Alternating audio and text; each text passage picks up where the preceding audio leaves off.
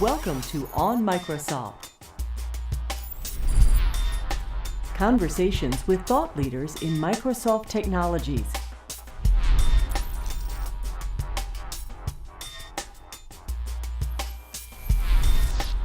One of the things that we did in order to write the book was really take a step back.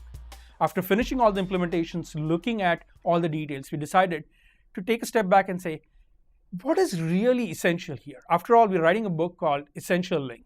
What is the essence here? And when we looked at it, we went through that process of coming up with a list of kind of adjectives that define what LINQ is. And we expanded the list, trimmed it, and spent a fair bit of time. And we came up with basically 7 qualities that make LINQ what it is. And in a sense, this book, Essential LINQ, is sort of woven around these 7 themes, if you like. And they're illustrated one by one. So I want to share with you what those 7 essential qualities are. First, LINQ is really kind of the shortened form of saying language integrated query. That's what it stands for. So it's not surprising that the first one that we picked was it's integrated. That's what is great about it. After all, you've been doing SQL queries, and a few of you have been doing other queries as well in XQuery, let's say, for quite a while. Most of these queries tend to be quite apart from the rest of your program. They tend to be in strings, they tend to be stored somewhere else, and they're just not integrated. So the first quality of LINQ is that it's integrated into the language. And it's not just the language, it's not so much just the syntax and what the compiler does. It's integrated in a true sense. It's integrated into the IDE. Your overall Visual Studio IDE also understands what LINQ is. Second, it is declarative. This is really important to understand. Years back when people wrote code in C, it used to be all imperative. You had to meticulously tell exactly what to do with each and every step of your program. Things have changed. Of course, object-oriented programming has brought to you a higher level of abstraction.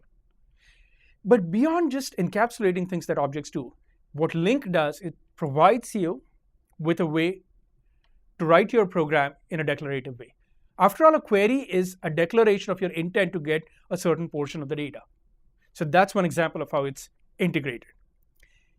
It's also unitive in the sense that it unites different domains. You can use LINQ to query data that's in the XML domain. You can use LINQ to query data that's in the relational domain. And of course, you can use LINQ to query your objects, whether they are in arrays or lists or hash tables or what have you. So in that sense, it's unitive. The fourth one is that it's hierarchical. Most of you who've seen SQL know that the results of a query are rectangular. You get back tables. But what happens if I want something other than tables? Well, you still get tables. You want orders and order details, you get tables, and the table you get is a join of orders and order details. That's certainly not the way you want your objects to look like. Your objects are, after all, graphs, they're hierarchies, and that's why LINQ brings results that can be hierarchical or even graph-like. The fifth thing is it's extensible. After all, if we could really reinvent all of querying, then life would be really simple, but we can't. We just cannot do that. Your database has the most efficient query processor. It has indexes, it understands how to do the right joins, it understands the efficiency issues, it understands the statistics, everything. We want that to be utilized. Likewise, if you're going to query data that's located on Amazon server and you use LINQ to Amazon, you don't want all that querying to happen on your end with just oodles and oodles of data brought back. So in that sense, it really is extensible. You can write your own providers, whether it's linked to SQL Server, whether it's linked to your Oracle database, whatever it is. It really lets you bring all kinds of query processors together. The sixth important point about LINQ, or sixth important quality, is that it's composable. In order to be able to ship the queries to, say, a database server, in order to be able to do those kinds of interesting things, the queries have to be composable. After all, once you execute the query, it's no longer a query. You've got the results in your hand.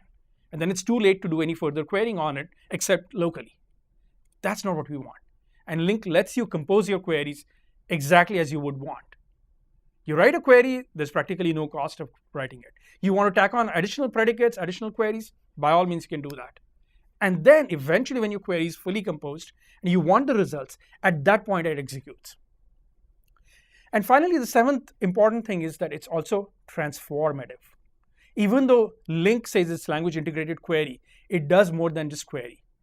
It handles transformation of data. This is particularly important if you're getting a bunch of data and really you're interested in part of it and you want to see it in a different way.